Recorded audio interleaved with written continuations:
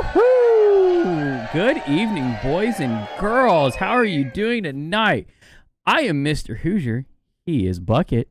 And we're the Bucket and Hoosier Show. And as we always start out with, Bucket, how are you doing? I really want a theme song. I want to write a theme Bucket song. and Hoosier here again. The Bucket and Hoosier Show. But I feel like we need some auto-tune and maybe some other stuff. What happened? Did we have a show last week? I was gone, and then I came back, and then we just did. What did we do? We talked to Wolfie last week. Wolfie came on, and yes, I love Wolfie. If you didn't check out the episode with Wolfie Too Hot, you need to check that out. That guy he's got the drive and the ambition and the know-how for the small guy out there who's trying to make it in the scene. It's super cool. I'm kind of upset with him right now, though. You're upset with him? Yeah. Because of what we saw? Because today, he didn't tell us that he was casting in the draw. Yeah, and I didn't see exactly when and where and how he did, but it's on the Wikipedia page. And that's where I was like, But yeah, we need to hit him up and find out what was all about. Or did you see it? Did you watch him do it? I didn't shout out his eSports team though during it too. I didn't catch it. I missed that one, but I am going to go back and watch it because I've casted with him before, as we kind of talked about the end of last episode, and he's a really good caster on top of running an org and being just a fantastic person all the way around. So yeah, I kind of bummed about that, but glad to see him have those opportunities. That's awesome. Another person leaking it in chat. If you're watching the VOD, you can see it, but Prof, dude, that's huge. He has been signed to Moist eSports. I am excited to talk with Prof again at some point and hear all the ins and outs about Joyo, because I think he is an interesting person. Don't just skip over this. What's happening now? He's signed to Moist eSports for their mental coach. Sports Psych, who we had on the show, 6-7 weeks ago. Something like that.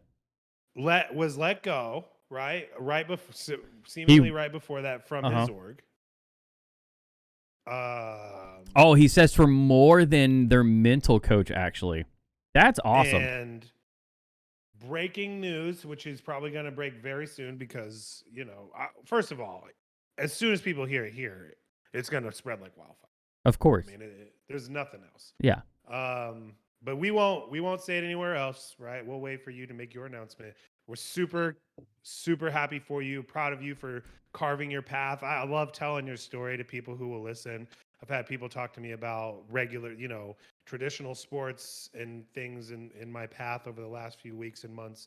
And I love telling your story and kind of what you got going on and how you're doing it. And this is just another great big step for you. So congratulations to him, man. That's awesome. Yeah, huge congrats. I can't wait to see what happens. And I mean, Moist coming off a second place finish there in the Odyssey tournament this weekend, losing to Team Vitality, who definitely seems to they seem to be the team. They are living up to expectations in their first tournament. So tough hill for you and the team to climb, but excited to see what you all are able to do going into spring. And yeah, it should be really exciting. Well, there was a lot this weekend. There were multiple tournaments. There's more information. I mean, I feel like that's quite enough right there. Oh my God. I'm still that's your boy too, right? Your favorite guy who you tweeted at this week is also part of Moist. What do you mean? Huh? Rizzo. Well, okay. Yeah. So Rizzo is a part of Moist. Rizzo tweeting me this morning after, I wanted to say it before you could say it. I sure. Anyway, I'll get off of this because it's super fun to talk about. I mean, yeah, he quote tweeted me this morning, talking about I shared some thoughts on the draw and how how do I want to say it? I had some opinions about the teams that were invited to day 3, right? And that being the number 1 team in NA, the number 2 team in NA, and who were the other 2? It was Complexity and V1. So Complexity being the number 4 team and V1 being the number 5 team. And I felt like as I looked through today of what all went into the draw and what teams were there, who was invited day 2, and then got to day 3. I just felt like those teams that were invited in day 3 kind of took away from what the tournament was supposed to be, which is a bubble scene tournament. So for me, anybody bubble scene right now is basically first thing for me as of right now. If your team is already qualified for the Spring Invitational, you don't count as a bubble team. As we move forward, my line for that would change to teams ranked 8 to 16. Those fit in a bubble scene tournament. And anybody that's 7 to 1, those are your top standing teams, and isn't to me the teams that should be playing in something that is like the draw, where it's supposed to be for the bubble scene, as we thought. Now, most people did care to disagree with me, which is awesome. I think that's great. Yeah, I like all of those people. I'm sure you do. Those are my favorite people. Most of them, their stance was on it, and their stance was, well, these teams, they need to have an opportunity to play those top level teams, and especially random. Anyway, I know we're going to talk about this in length. Right? We are. That's the plan. We are. I just kind of wanted to talk about myself first. Papa Rizzo popping in chat. How you doing, my friend? Says, yeah, but the only way to get viewership and sponsors is to have the big names. I think Dylan has a big enough platform that if he puts on a tournament, people are going to tune in. Because to me, the name Rizzo in Rocket League has clout behind it. And if he's putting something on, then that means it's worth it. If he's putting something on, if Johnny Boy is putting something on, at this point, even if it was just James Bot, like, those names mean something in the community and will draw people. Like, oh, they're doing this? What are they doing? Let me go see. It's something that would be worth watching. So that's my 2 cents. And I'm obviously only one person, so everybody else can feel different about it. One more thing before we jump into the rest of the episode. Your camera looks amazing. Like, is it the camera? Did you put makeup on? What is the deal here? Because I am just staring at you and I might have to get it. I just finally took the jump and figured, been doing this long enough, and I went and got a Elgato face cam and figured it was time to stop using the iPhone. That's what I've been using this whole time, as an iPhone. So it does wonders. You can pay to make yourself look better. Yeah, I think that's key. That is key. Well, ladies and gentlemen, without further ado, before we get talking further about what happened this weekend, we do have Coach JSU with us. He is the coach for Prejump, and they did partake in the jump, so we'd like to bring him on. JSU, how you doing, buddy? Hey, what's going on, Bucket? What's going on, Hoosier? Thanks for having me. How you guys doing? Oh, we're doing good. I don't have any fancy webcams, but I will tell you, I have the Papa Rizzo hat right here, limited edition. You are wearing the Papa Rizzo hat. Where? I love this thing. I wear it to the gym. I wear it everywhere. Yeah. I don't know. You haven't even taken the sticker off. Like, you don't want anyone to mess with this hat. It's a collector's, man. People I'm telling you. know immediately that you don't want anyone to mess with this hat, right? Like, take my wallet, take my keys, take my kids, but don't take my hat. It's a classic hat. The blue, it looks good. It pops out. I've had multiple compliments about it. Yeah, it looks really good. I need to talk to Papa Rizzo about how I get one of those. All right, so I kind of already touched on the draw and what my takes on it were. You were a coach of a team that was in the tournament, and we've had a little bit of side conversations about opinions on it. From your team's point of view, what did they think? Yeah, so I actually asked them afterwards just to see what their feedback was, because I guess the biggest thing was that some people were against having some pro teams in there when it was kind of supposed to be, this thing for the bubble scene, right? But yeah. But the thing is kind of like a multifaceted thing, right? So you have, teams that are B plus, A, and then X, right? And so the teams that are A, which is like where Prejump is right now, they get to play against these X teams, which are like right under the cusp of going pro. And then the X teams, I mean, they can play against each other all week, right? But to be able to get in and play against these pro teams, it's just bridging that kind of gap for exposure. And I like that you have this multi-layered effect of exposure. And RLCS qualifiers, they do the same thing, right? We are talking about that. And there's nothing wrong with like the RLCS qualifiers are absolutely amazing experience for these teams, but they get to practice for months on end and they only have 1 weekend to do it right. So having more of these style of events, I love it. I'm all for it. So I'm glad to hear that they're all for it, because like one of the takeaways I had from watching the draw, and as I was thinking on it this morning, of what were my full thoughts about it, and not trying to poke at James Bott and Rizzo, because they did a fantastic job. The tournament was ran great. They had fantastic casters. They promoted it, and it was a hit with everybody. I guess. Yeah, really well done. Yeah. Yeah, it was fantastic. I guess what I more drew back to was, all I could recall is that back when Sideswipe, when Psyonix's like, hey, we're doing Sideswipe tournaments, literally everybody's number one thing was, well, wait, you're putting money towards Sideswipe, but you won't put money towards bubble teams? And so then right now, like, yeah, technically they put money to it. Cool.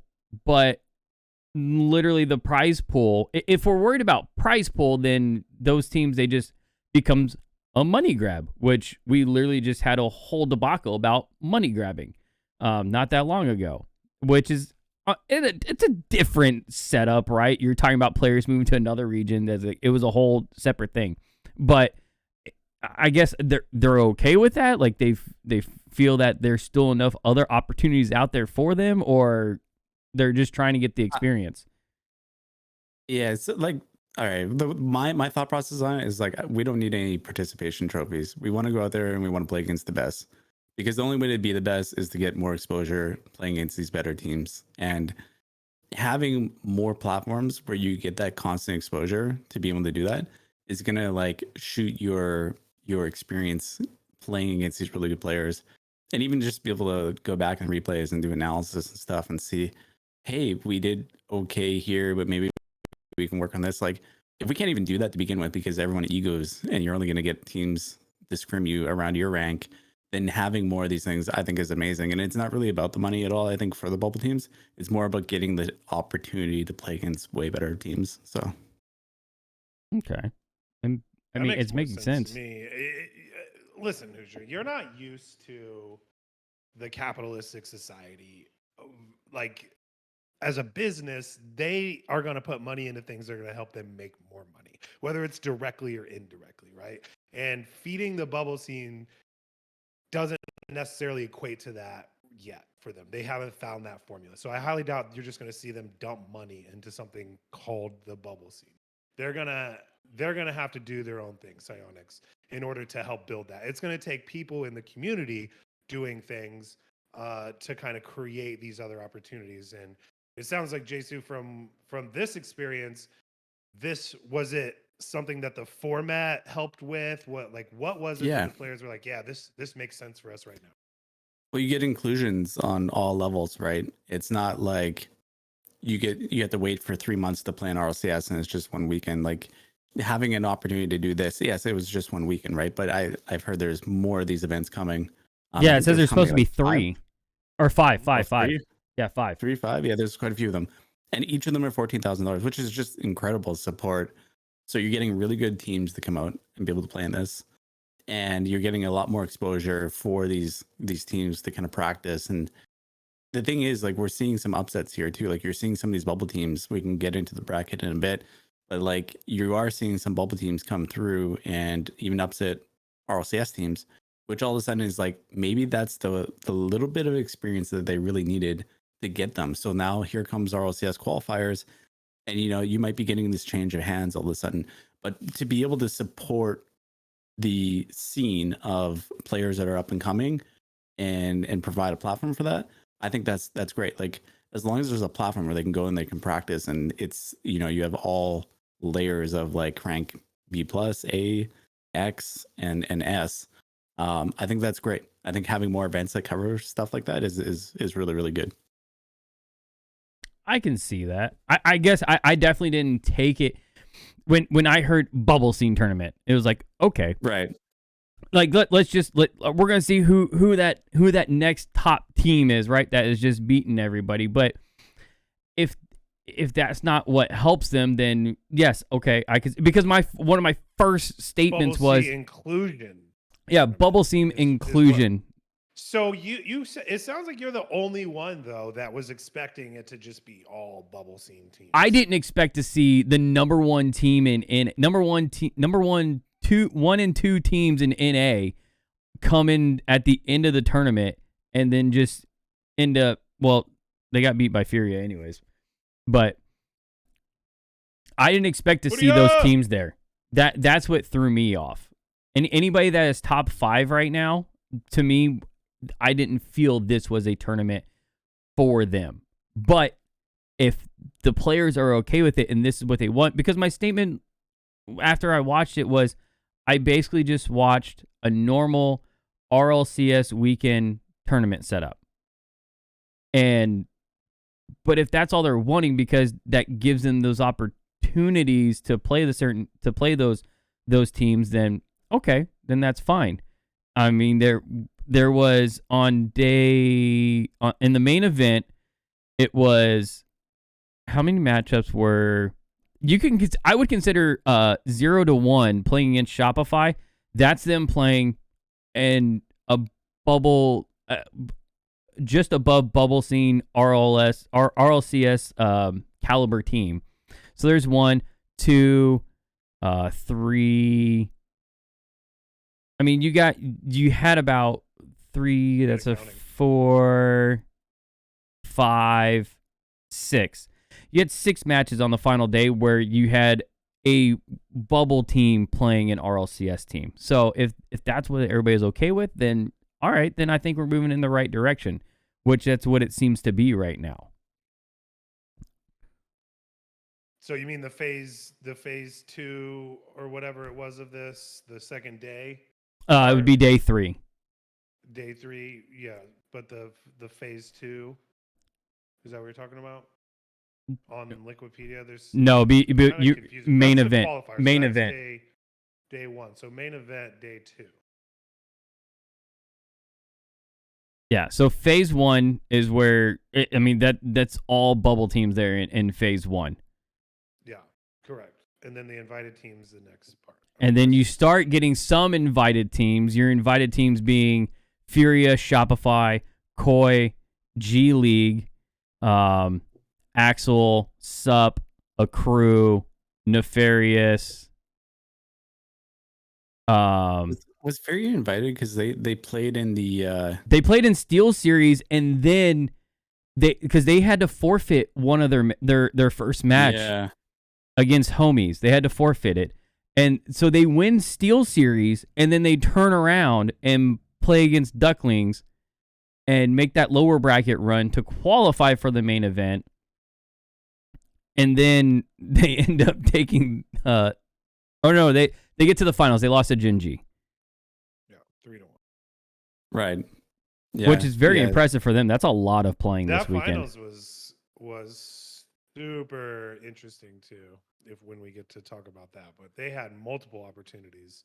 There's one game, I think the 1-1 game, where they had like 8 shots on net and they were just dinging them off the backboard and the post. It was if they go back and watch it, or you go back and watch that game 3, it's pretty wild to think about how they could have went up 2-1. Yeah, that's always the worst when you're pelting the net. You're getting the shot in overtime, and you can't just get that one to go in. Yeah, it was a fun series, even though it was only 4. Yeah, so was it 1, 2, 3, 4? 1, 2, 3, 4. So 16 teams were invited to phase 2. And of those 16 teams that were invited, did any? Yeah, well, that's why I'm looking at the qualifier. So it was split into like 3 different sections. Your phase 1 is all open qualifier, right, JSU? Yep. Phase 1 was open.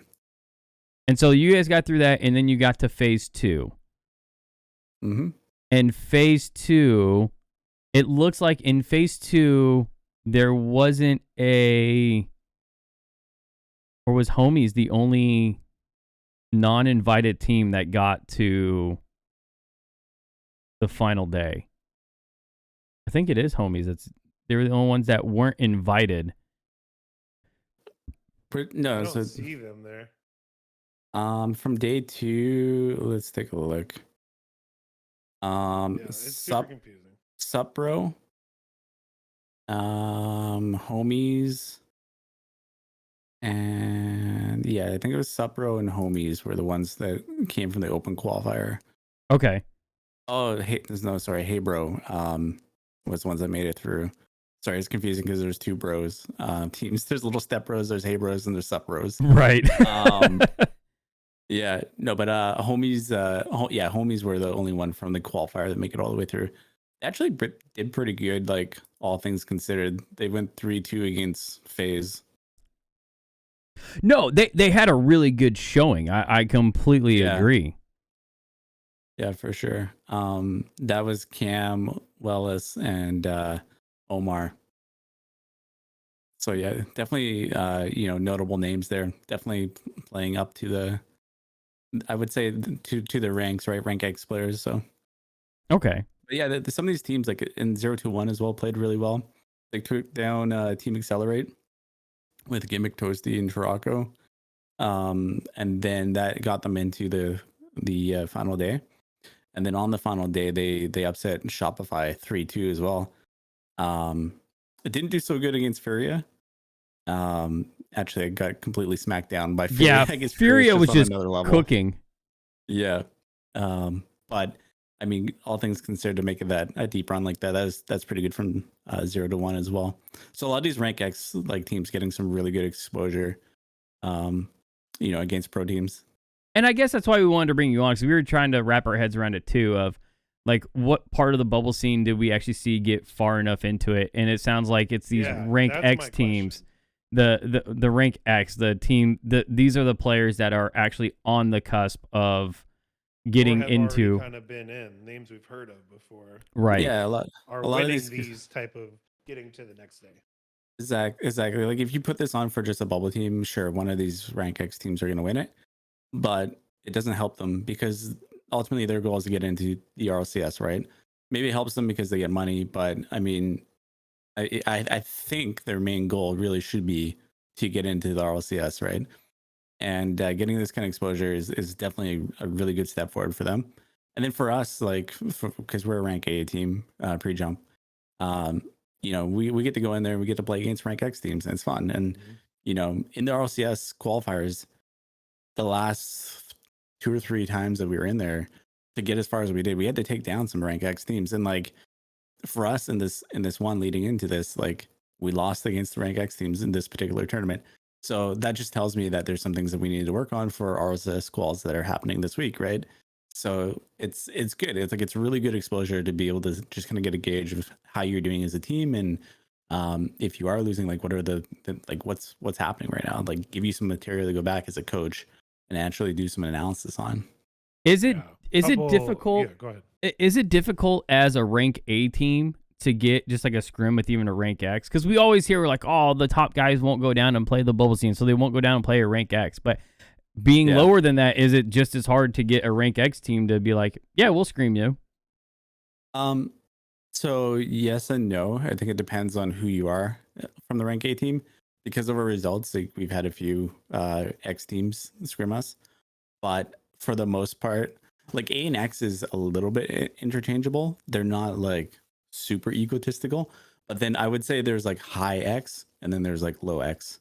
So we're getting a few scrims with the low X teams and they're good. I would say like they're on the same par as us, but then the ones that are like the high X, the ones that are making the deep runs here, we haven't gotten any scrims with them. Like I don't think there's a chance. So the only way that we play those guys is to actually get into these tournaments and play against them. So that's kind of leading into what I'm saying too. Like this tournament allows a few things to happen. It allows the top tier teams to like get ready ramped up for what they need to do. These rank X type of teams that are looking to break into that scene get to play against that competition. Teams like the team Prejump and the A's, they get to get the exposure and see what they're missing, and maybe they can kind of hit the ground running coming in. Is this the right timing for this tournament too? Was that kind of talked about at all? Yeah, I love that you brought that up. I mean, the week before RLCS qualifiers, and it blows my mind how many people don't even have a team or trying to find a team last minute today. But like for the teams that are actually prepared, who have actually been scrimmaging and practicing for months in the off seasons and building chemistry with their team, having something like this and having a bit of a trial run before you actually do in their RLCS calls next week, freaking amazing. Excellent. I love the timing. Yeah, the deadline is tonight or tomorrow night for teams to register. Yeah, it's tragic. I've heard already from multiple players. Is the deadline tonight or tomorrow night? I thought it was tonight. Okay. But don't quote me on that. But yeah, you were kind of hinting at earlier, like even in NA in the bubble scene, there's a lot of movement going around right now. Yeah, and sometimes you can't blame certain players. Something comes up and they can't play. But now all of a sudden they were on a better team and they have an LFT spot. And I'm not going to call them rats, but like people who are seeking opportunities, right, are going to jump ship. And so they jump ship from a team that was expecting and relying on them, right, to play. And they go and they jump ship and they go on that team, right? And now that team's filled. But now the next team has a gap. Right. And it's this chain effect. And I can count one team that had a player that had to drop that affected 3 or 4 other teams just from a trickle down effect. And at the very end of it, you end up with 2 players who are teamless. Like, it's just such a sad thing to see. It's sad to see down there at that level, but we've seen it now for twice this season over in it affected NA last season. But now it's affected EU again. It's the same player. It's Rise. He was on the move again. But yeah, it's wild to think that as soon as that, it's not, I guess it's not that wild to think. Because as soon as one player becomes available, everybody goes, ooh, do we want them? Right. It's not annoying. It's, I don't know. It makes so it's like a ripple effect that happens when someone becomes on the free market. Yeah. And I don't know, it's interesting. There's like 2 different ways to look at it. It's like you could go with this player who could be the best thing that ever could have happened to your team, right? Or you could just stick with like someone that you've been practicing with for months. That is, if you've even practiced, because half these players, they just kind of like get together last second and they're not actually scrimmaging weeks in advance. The way I see it is like I almost look at it as like a snowball effect. If you want really good results, and I can kind of speak to this because Prejump has had some really, really good results, like punching above their weight the last couple times. The best way as like a bubble team to prepare for the RLCS calls is you need to build your momentum like you think about it as like a snowball. So you have to have good team structure. You have to be scrimmaging 2 times a day, 5 times a week. You have to be playing in as many tournaments as you can. You have to be doing coaching sessions, replay reviews. You have to be bonding as a team outside of just coaching. All these things come together, but you really need to ramp that up in the weeks coming up to the quals so that everything is flowing. And it's like when you actually go and you play in the qualifiers, you're not thinking about how are we going to play or how these teammates that I just picked up, how do they play? And you're thinking about all these different things. You've already done all that. You're just going to come up and play and execute, right? Yeah, you shouldn't be going into the big qualifier weekend wondering how is this X person going to play today? How's Y person going to play today? It's supposed to be about, all right, here's who we're playing and here's what we need to worry about. So, yeah, teams that are moving right now, right now and going in not having that chemistry built, even though it seems to be just like a big friend thing right now. Like who wants to team up with who friend wise. I'm friends with this person. They didn't have a slot open for me, but now they do. So let me hop on over there. And it's just wild. Like you know, I've heard so and so, or they're good at this or that, or they're mechanical, and then it's like, ooh, they could be good for us. And it's like, you know, and then all of a sudden, yeah, a bunch of things just shuffle. And it's not so much like people are getting kicked; it's more like people are leaving for openings. So it's like maybe they think that they have a better opportunity elsewhere, and you hardly see people getting kicked. It's more like they were on a team, and then the player who thinks there's a better opportunity, they just go and leave, and then all of a sudden there's LFT. That's nuts. Yeah, It's like the Wild fortunately, West. It's there's just it no is. structure to it, and that's good and bad, right? Like you have free, it's a free market, but also all kinds of favorites can be played and or people being left out for X, Y, and Z reasons. It becomes very difficult to have any type of longevity and feeling like you are going to always have a team or be there unless you just show up and win, right? Like all the time. That's the only thing you can control at this point. Yeah, and these players, a lot of them, they just show up and they think that they can do this on their own, and because they can get themselves their own scrims, they don't need a coach or whatever. But I mean, part of the job as a coach is to set some of this stuff straight. Like, we're here to work. You know, if you want to be a professional, we got to start acting like professionals, show up on time on scrims, treat this like your team is your family, like, you know, and like really start building chemistry in and off the field. Like, if you don't have that and you don't have a good manager, like, you're just not going to set yourself up for the same kind of success that a team who's going out and finding their scrims and stuff. So I feel like even if teams, like, they're not 100% formed, like there's only two people, like you need those building blocks. Go find yourself a coach who believes in you. Go find yourself a manager, you know, who's going to help you to set you up with tryouts and other things, right? And once it all comes together, like the chances of someone leaving when they know that they have that kind of environmental support is way less from what I've seen. That makes more sense to me. And you see that in all sports too, mostly traditional sports where all the way up into the highest level, the coaches and the organizations and the management and all the people surrounding those players that know this player has talent, this team has talent, we can help push them to the next level and get them to where they need to be. And then once they get to that next level, like a lot of that goes on to them. They're like, I'm a professional, I'm getting paid, I have to do this. Like Professor Psych told us, he doesn't have to come in and talk about that. He has to talk about how do I maintain, how do I get to this flow, all this. But you're saying in these bubble teams or even teams that are trying to make it in players, they have a different, they're trying to prove themselves. They haven't yet gotten there, so they're not focused on any of these other small things yet.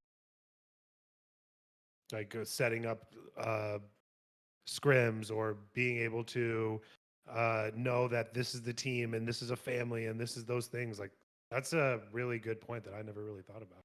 It's just a completely different environment. Yeah, absolutely.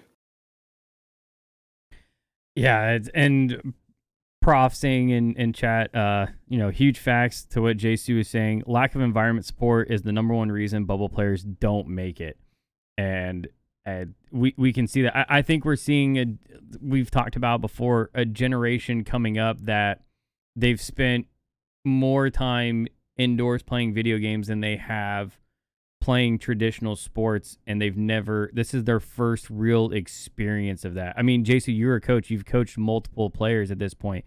Is that becoming a fact? Yeah, like the players I'm playing with now are more mature, but if you're getting some of the younger ones as well, like they've never held a job. A lot of the times, some of them have played in sports, but a lot of times, a lot of them haven't. And so, learning how to, you know, just have that team environment, how to take feedback, criticism, how to show up on time, you know, just basic common sense stuff that us, because we're older, we've been out in the real world, we've been working, we've, you know, been exposed to this. It's not exactly something that is understood by, you know, someone who's 15 and you know, very good at the game, but lacking all the structural stuff that we talked about. That kind of stuff kind of has to be you know, taught to them as well. I was actually say, like, my first coaching gig that I did, I wasn't expecting this, but like 90% of the so-called coaching, I wasn't even looking at replays or anything. It was just really getting the players to talk to each other, because they weren't talking to each other. They were actually having some communication issues. Getting the players to show up on time, getting the players to even respect themselves, believe in themselves. And then they were always say, "Oh, I'm so bad," and whatever, when they would lose and stuff. Like, no, you're not. Every loss is a learning opportunity, right? And then the other thing too is like getting them to respect their opponents. Like, they would go in and think some teams were crap or whatever, and then they just, meme, and they would end up losing. And like there's just, you have to have the ego, but there's also a certain level of like, every game you have to take with some seriousness, right? Seriousness. And yeah, no, just like some of those fundamentals, it was lacking. And it's just like, okay, I'm a manager. Like, you guys have probably had manager, positions before. Like, a lot of these basic things, you just gotta like kind of somewhat train them on it, just to get the structure right. Yeah, I think the one I cued on the most that you said was communication, right? So most people, Mhm. even today, at our age, still don't know how to like properly communicate with people that they're working with, which that's essentially what this is. You're working, and there has to be that level of, I can be very honest and know that you're not gonna flame me for it and take what I have to say seriously, and we can have a good structured discussion about what is going on, whether it's an argument or a chill discussion. Like, what happens here stays here. It's that locker room talk. Yeah. You have to be able to have locker room talk. And I feel like in the time that Buck and I have been doing this and talking with like you, Coach Cole, Wi-Fi, Prof, like there's definitely that. I feel like some of it is missing that locker room talk of realizing, hey, what gets said here is here. Like, you don't need to go out and say it anywhere else. So that's interesting. It's different seeing this, and hopefully the more structure comes, that is definitely needed. And there's more, I guess, as the scene gets older, hopefully more and more of these players that do fall into like a manager or coaching role has an opportunity to go learn things like that and can help the scene and be able to be like, hey, I was where you were. Don't make the same mistakes that I did. Yeah, it's going to take that and people like JSU who are willing to spend the extra time and pass their knowledge about just life in general and the things you need to do to get there. So I'm looking at these so many teams right in the qualifier phase one. You just look at it and there's so many teams here. Are all of these teams looking for someone like that? Is there enough people out there doing what you're doing, or what's the scene look like? That's a great question. I don't think that I think a lot of teams that don't have like managers and are just like finding scrims themselves. But there's also a lot of teams out there that have good managers. They're finding the scrims. The coaching side, I really don't know. I don't talk to a ton of other coaches. You need to network better. Yeah, I really do. But yeah, no, I talked to like a few, but I don't know. I don't really know. I don't talk to teams that I'm like, hey, how's your coaching? I see some coaches coming in and like sitting in on the scrims when I'm there. So like props to some of those guys. But then, there's a lot of teams that we're scrimming and like the coaches there's no one on the other side of the pitch spectating. I'm sure they're not there encouraging or talking about little things or just, having the small talk. So I'm not 100% sure. I think there's probably some teams that are missing and some teams are doing it really well. It's I couldn't give you an accurate scope of the landscape though. Yeah, no, that makes sense. It's so I guess I'm just more curious of it's you even alluded to it before that some of these teams may not even know what they need, or they're just going and thinking they can do this on their own and all that, but there is opportunity there for people who might be interested to go and seek these teams out, maybe, or just talk to them and see if there's something they can provide.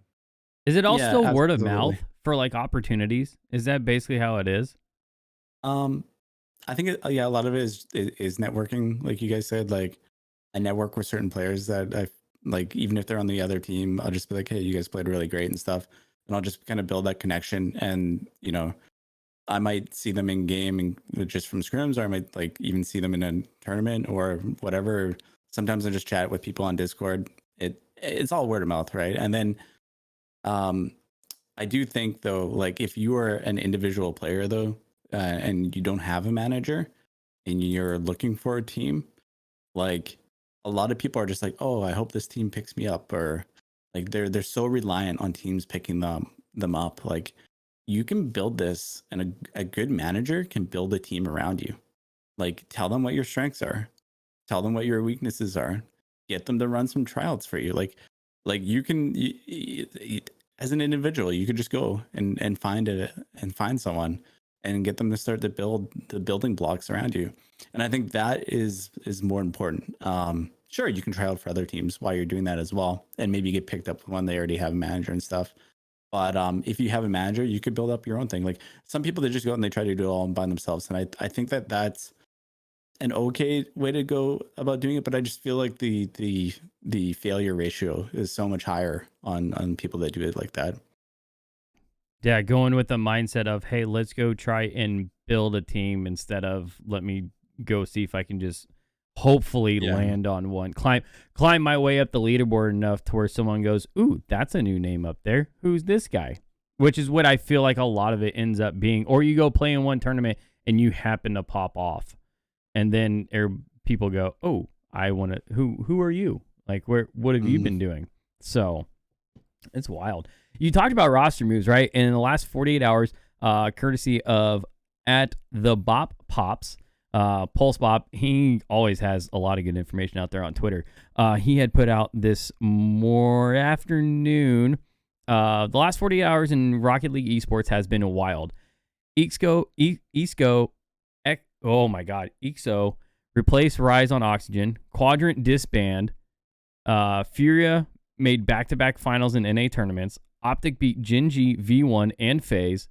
Carmine lost to Monaco, and then Zen won his first tournament. I'm going to touch on that last one. JSU, did you get to watch any of Zen's play? I only saw a couple of clips, and they were all just extremely nasty. The clips like, are so nasty. Yeah, that team looks scary right now.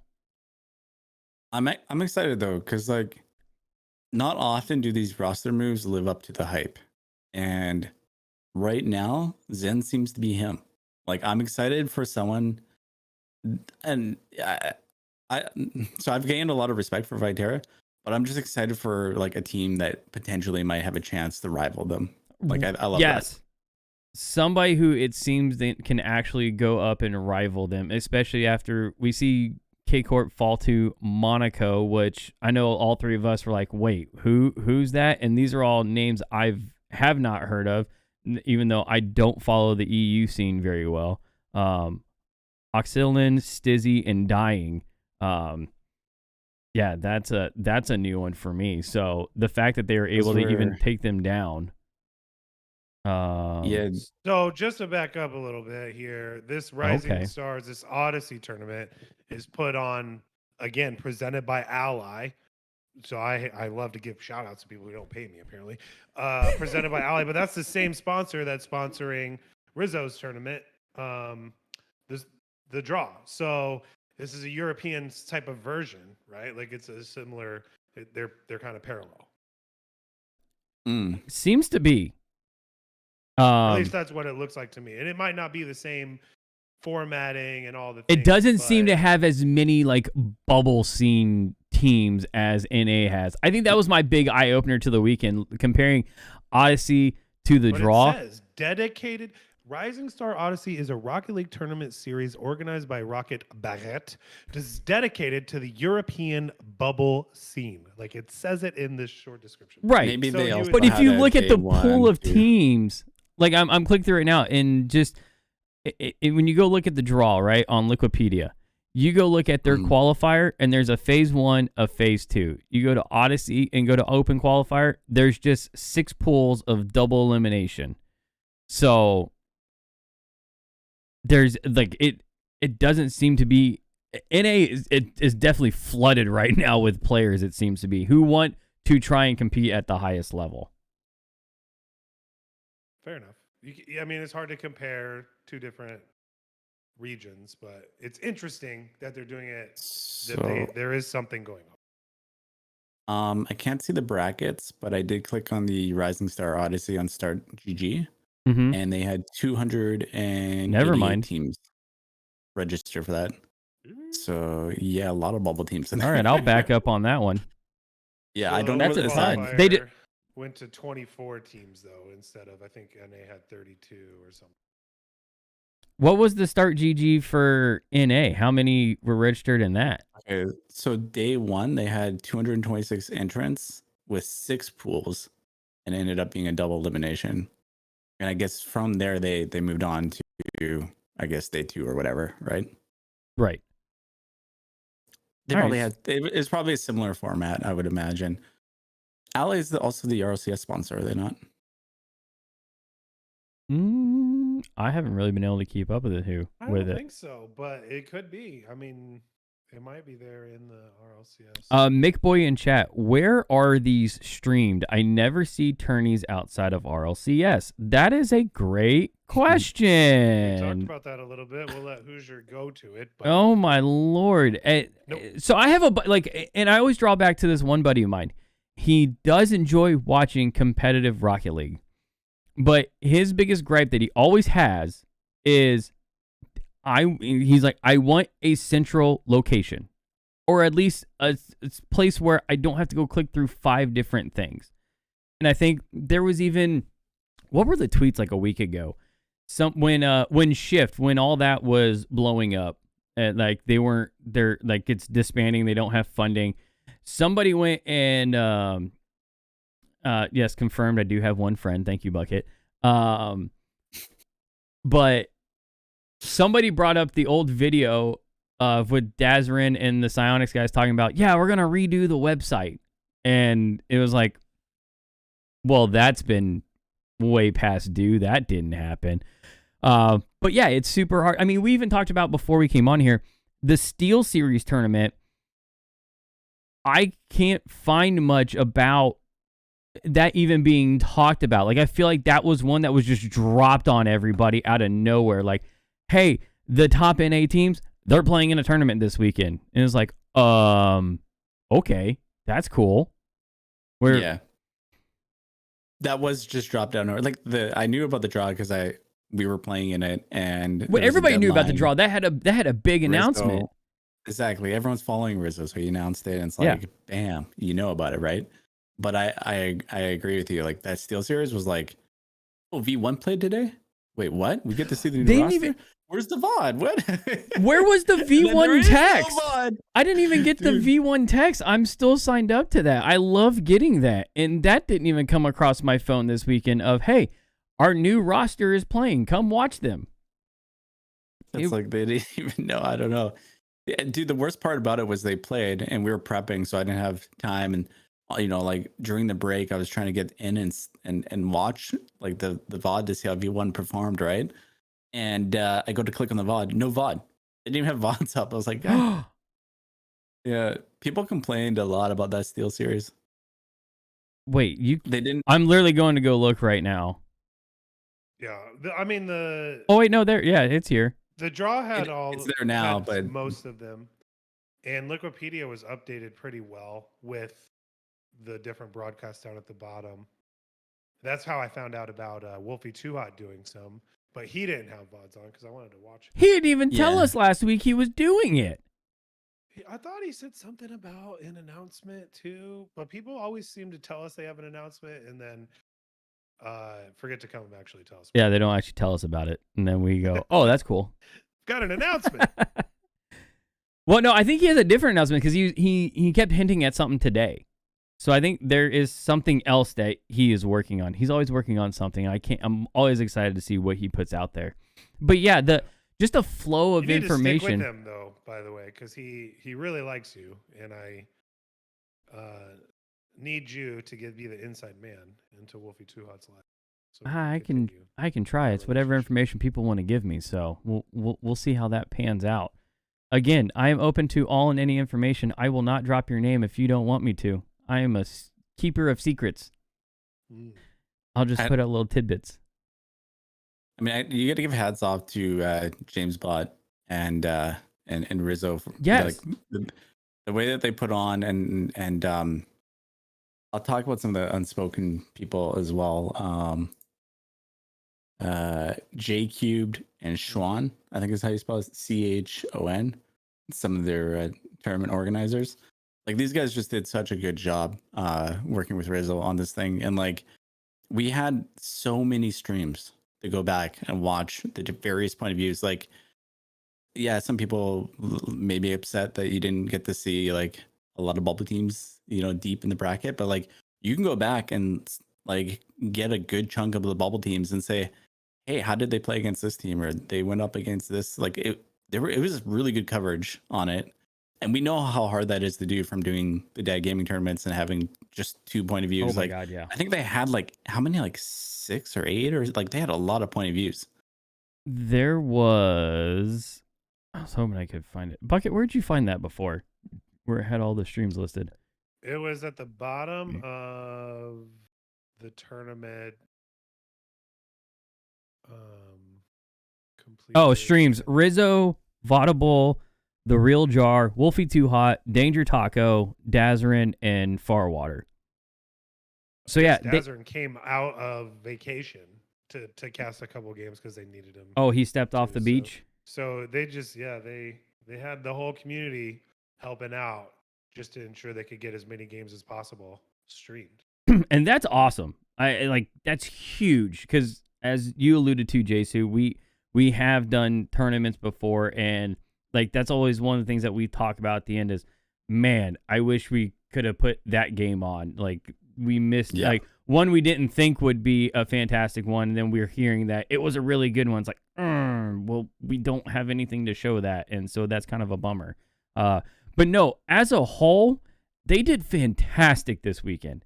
It was it was right on par with what we see from RLCS, and I think that's the bigger takeaway is, you have I might be one of one who is kind of bitching and whining in the background, and that's fine. I'll be that person. But overall, it was ran perfectly. The content was great. The chatter was between casters was fantastic, and I don't know, they like to me they really set a new standard for if you're gonna run this type of tournament. Absolutely. And they had bubble casters. Like some of these casters weren't relatively as known too, which is like, shout out to them. Like if they want to get the Bucket and Hoosier show, as a point of view, looking for some more people like that kind of, I like supporting more than just, players that are up and coming, but the scene as a whole, right? Mm-hmm. That's really cool. Well, and that's we'll bring our talents to that place too. Don't you worry. We're good at running our mouths. You have the end now with the Twitter. I have no end. I was quote tweeted once. If you guys didn't know, Hoosier was quote tweeted by Rizzo. Yes. I only brought it up once. Oh, I've seen it on every medium. I got it out of the way at the beginning. I wasn't even going to talk about it again. I wasn't going to talk about. You left a voicemail on your mom's cell phone this morning before she woke up. I might have screenshotted it and texted it to my wife, which she rolled her eyes at. So, but there's that. But yeah, speaking of Twitter, Craig mentioning it in chat. Did you guys see how Oxygen did Rise? How they announced his release? No graphic, nothing. They said it in a reply. He gone. They said it. Because Nito did a fantastic one today. She like trolled them hard. In Oxygen's announcement of welcoming Ixo and Snasky, they then do a reply in that it says, "At Rise is no longer a part of Oxygen Rocket League. We are grateful for their impact and wish them the best." And Nito quote tweets them and does like a, "Here you go, guys. It sucks, but that's because it only took me 5 minutes," with just a picture of Rise and Oxygen that says, "Thank you, Rise." And it's like, yeah, you couldn't have put like 5 minutes into that and just done something. It's more telling to me of that. What that alludes to me is that his departure was not mutual. There's to me, that Well, says that there's something there that they were unhappy with him about. yeah. And I don't know if it's the performance or attitude or what It happened, sounds but like a copy paste too. My goodness. It does, I because mean, they refer to him as their. It's like, wouldn't you put his performance? Well, Like, you can't assume, okay, that's All fair. right. I'm not getting into that. but we should, it I seems feel like like I feel like we shouldn't throw Oxygen Esports under the bus either. These are a good group of guys that run the esports scene there. Ooh, hot takes here. I What do you got? Tell me why you think this was okay for them to do. I've just seen some of their leadership on Twitter. They all seem like level-headed, a good group of people. I don't see them trying to create some kind of beef here. I don't know, but yeah, they did him a little dirty. Maybe there was some falling out there, but I don't know. I don't know whose part that was on. I'm just speculating at this point, really. Oh, this is all speculation. I will throw that word in, allegedly, speculation, any of it. We don't want to get sued for defamation by anybody. This is all, we're just reading through what we're seeing, reporting on what the people are putting out there. And we don't need a Pat McAfee, Brett Favre moment here on the Bucket and Hoosier show. So definitely avoiding that. But yeah, it just seemed like it was, I'm still kind of baffled that Rise goes to BDS and they drop Seiko. Yeah, Like, you literally pick that dude up to make a run at Worlds, and it works. And now things aren't going well, so let's bump him and go pick up another. Like, I didn't think he was the You still problem. don't know the internal. I think to JSU's point here, you really don't know the ins and outs of how everything went down, right? Like it could be. There's probably just more to the story that we can't speculate. Yeah, but you left that door open with how you handled it, and that leaves me the opportunity to go. Afterthought in the tweet, but maybe he was also an afterthought because something happened and they were scrambling to get something done, or they had their eyes on another prize, or whatever the case is. I mean, who are they? Is he owed some sort of thank you? Is that, again, we'll go back to the culture of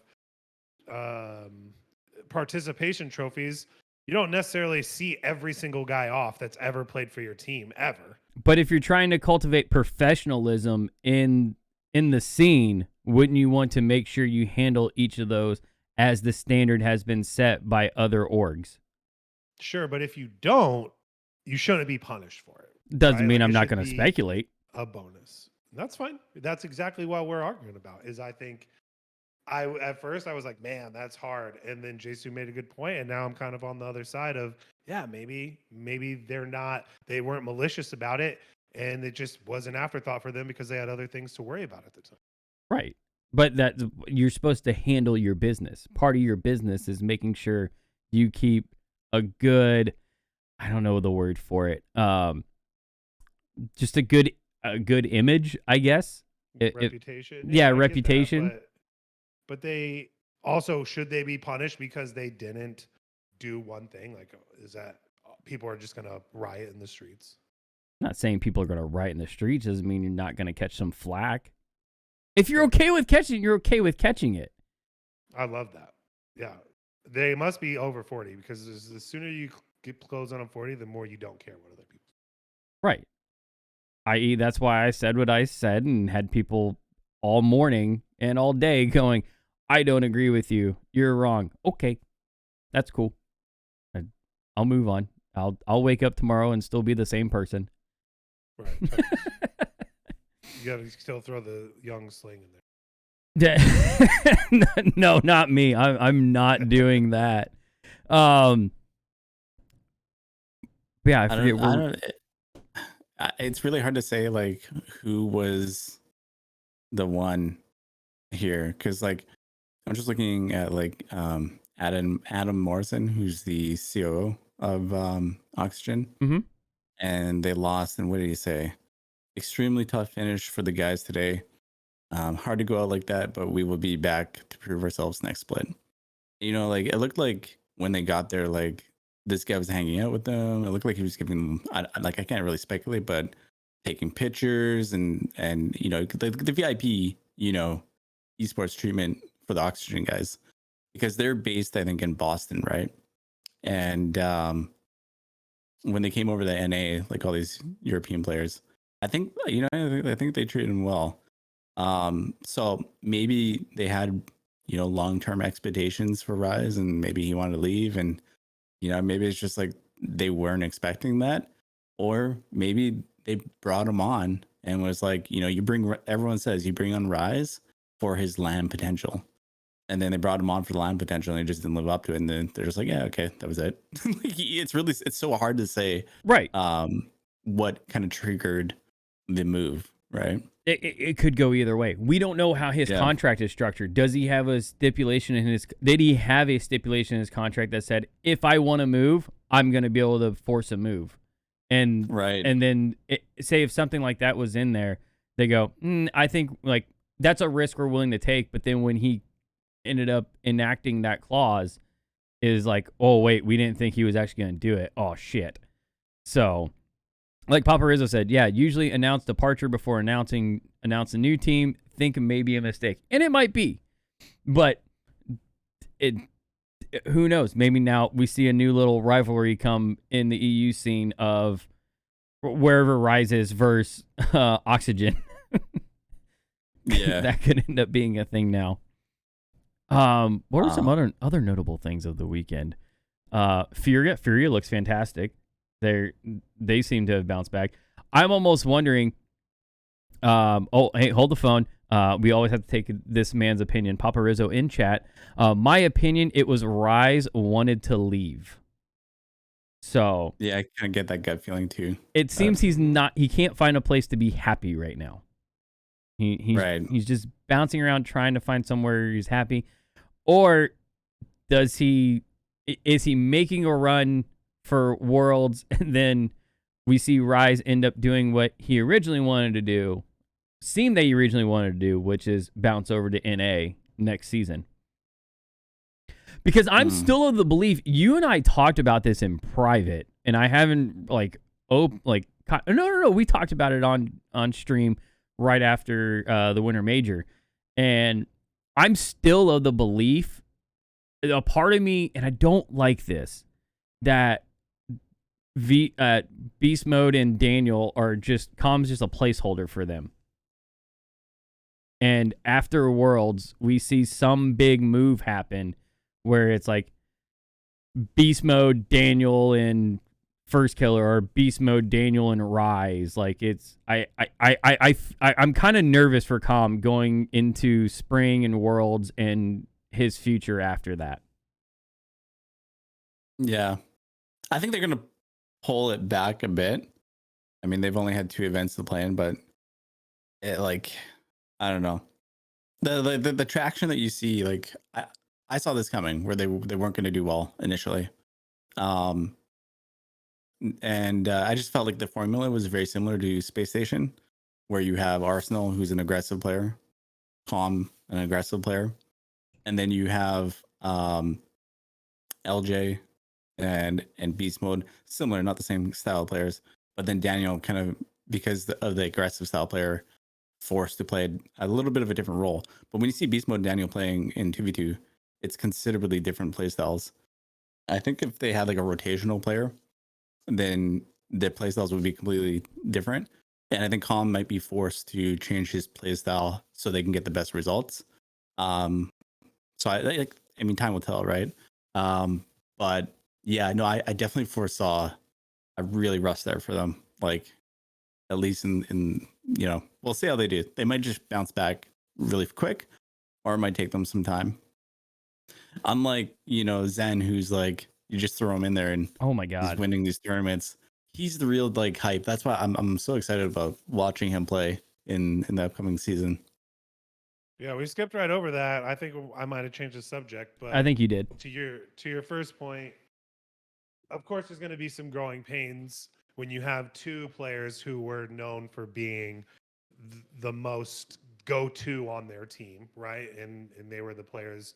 It's like you see it in like the NBA all the time when there was always one player on a team who would get the ball, and then you got two players that would get the ball, and you're like, who's going to get the ball? They'll figure it out, I think. But going back to Zen now, I really want to hear your guys' thoughts on this. I didn't get to watch any of that or even really look into the European side as I was catching up after this weekend on the NA side. So any information you guys can give me, I'm gonna eat up right now. Well, I mean, if we quick take a look at and I'm just looking at the bracket from Odyssey, right? Vitality 4-0 sweep on good day. They get SK Gaming. They go 4-2. Then they face off against G1, go 4-2 in that one. Then they play against Moist and they go 4-1. So like they're dropping a game or two in each of their matches right now, but they're playing like super solid. The ones that they lose, they're losing again. The one they lost against Moist, they lost by 2. With G1, they lost by 1, and with SK, lost by 1, lost by 2. So they're not really having any crazy blowouts. But I think what was the standout of the weekend was seeing. I think everybody was curious how would their chemistry be, because Zen didn't play with them in RLCS caliber like big time matches. So doing a swap out, putting him in, was it going to fit? And I think from this weekend, it was definitely just this does fit. This works, and this kid is who we all thought he was. Because they didn't even play the open qualifier. They were straight into the main event. So I would say they have they don't have a chance of going to World. Yeah, they don't have any of that chance. But they can make spring very interesting for themselves. Looking at rankings, this JSU, you didn't catch any of his play, right? I only saw a couple of clips, like really they were shared. Oh, my bad. No, they do have a chance. They're in 5th right now. Nice. So that could make it interesting. This is up on the Rocket RB. Yeah. So I might have to go through and watch that. At least the grand finals. Chat, Craig, where are you seeing that match? He says S5 Comic beating Zen right now. Tops one's player on the leaderboard. Where is that match at? Mm.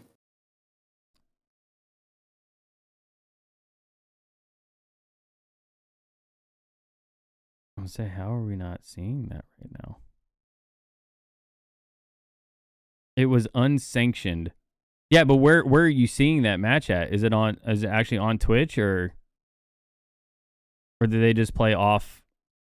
Are you just saying that he's number 1 in the leaderboards because but Zen's not queuing right now? You would need a show match to really determine. Oh no, it's just off of leaderboards. Yeah, the leaderboards that's always changing. I'm sure as soon as Zen queues up, that's gonna change very quickly. I mean, shout out to this one guy, Cosmic, though. I think he's only rank A or B+, and he's coming in and taking the top spot in the leaderboards. He's asking teams, he's like, give me a shot. You know? No kidding.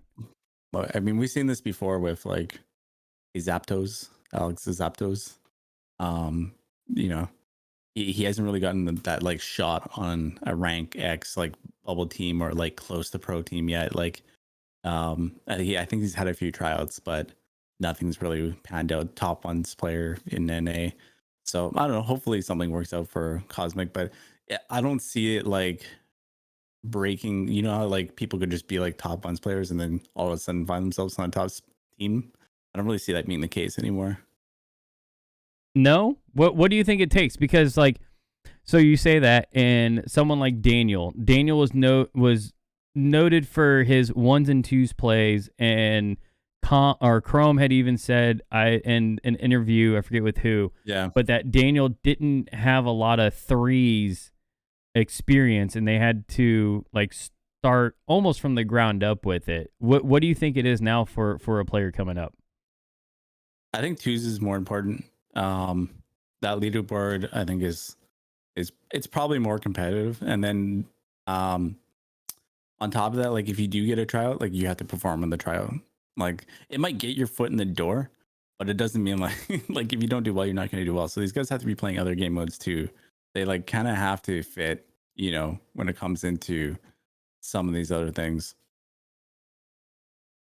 No, it Yeah, makes it's sense. not. You're not getting a lot of space in those regards. I mean, you've seen. I think Gen G kind of was the first team in NA that came through and disrupted the way that things were going in that regard, in my opinion.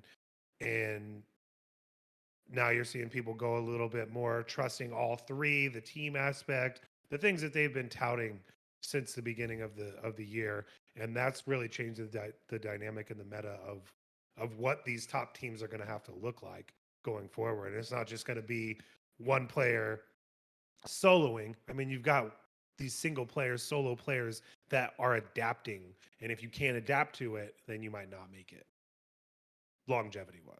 It's almost like we're seeing you're gonna see your like your torments come back. Your role players start to come back into the scene. Whereas for like the last year and a half, it's been the solo players, right? Doing crazy flip reset. Like I don't say crazy flip resets because they're kind of standard now, but bringing that Boring aspect. flip resets. Do what? Boring flip resets. Boring. I'm still dying to be able to do one consistently. But so JC, from like a coaching perspective, do you see that happening? Like, is there more of like a role player aspect coming back into it than just crazy 1v1? Can I beat through all three of these players' skills? I think your top teams are always going to be like players that are individually extremely capable, but I think that the players and the teams that are going to be at the top are the ones that can digest a lot of information very quickly and then be able to make the best possible outcomes. You know, like Vetera, I think he's the best player in the world for that reason. His decision-making process is so much faster than anyone else. He creates plays on the fly, and they always end up working out. Like it's just he's always there. Like he's such a reliable player. He still has the pop-off ability, but a lot of times he doesn't even need to use it because he's just using really good decision-making efforts in game. And I think you'll see probably a trend for, I think that, you know, players that are as mechanical as Vitera, I think the list probably goes on. I think he's a very, very, very mechanical player, but I think there's also a list of very, very, very mechanical players. You know, the thing is like, can you actually use those mechanics in game? Can you find the space? Is your decision making that allows you to be able to open up and do all these things? Is that there? That's the bigger thing in my opinion. And you get some of these top twos players, but then they go and play threes and they're just complete crap. And they don't know how to get into the position to be able to use those mechanics. They rush things, they give away possession. They don't. So it's you know, I think that they have to have that really quick decision making kind of process along with, and then like be adapted and kind of accumulated to threes. Those are going to be the top players for sure that are going to form these top teams, I think. But I don't see the role, like the roles are kind of there. Like you see it in some teams, like Mist is super defensive, but I think when FaZe plays the best, all three players are getting involved. You know, like it's not, I don't think the roles thing is really a thing anymore. People have strengths and weaknesses, right? Mm-hmm. But it's, at the end of the day, I think everyone has to be capable. Well, that makes a lot of sense. We really appreciate you coming up here and talking tonight because we definitely had questions. You're a guy that has a lot of insider knowledge that we don't have. As we're on the way out, though, going into spring, aside from Prejump, we know that that's your team. Who is a team that you're riding in NA to perform very well here in the Spring Open as we get closer to it? Ooh. Dang, kind of put me on the spot there. I wish I had done some research because I know if I start name dropping, I'm going to be missing a few for sure. Oh, that's why we do it this way. So then it comes right off the top of the dome. You have to figure it out on the fly. Yeah. Okay. So are we talking like teams that are bubble teams or teams that are just kind of like I would say, like, who do you think is going to be a team that's going to perform very well, that you look to perform very well? And then, as I guess a follow on would be, can you see any of the teams, say like 5, 6, 7, 8, punch their way into the top 4 for NA? Okay. New Yeah. format too, right? Double elimination brackets. Yeah, it's a whole new game, whole new game plan now.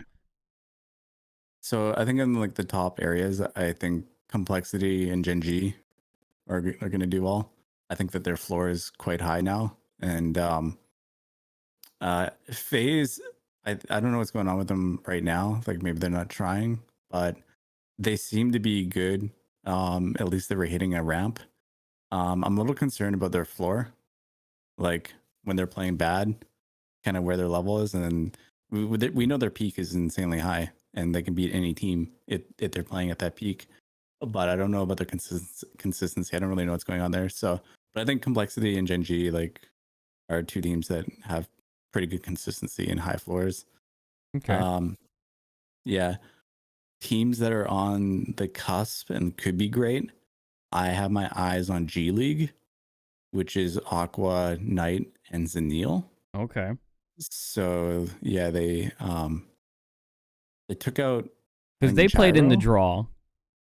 Yeah. Now they didn't. They lost to Koi, which is Gyro's team. Yeah, it's kind of funny. Which yeah, it's funny because he's the older like veteran, and then they replaced him with Zenil, who's kind of like this up and coming bubble player, right? But I don't know. I get the feeling that they have like potentially some pop off potential there if Aqua can get going with Zenil and Knight can kind of fill that role. Could be pretty good, but it's hard to say. Really, it's really hard to say.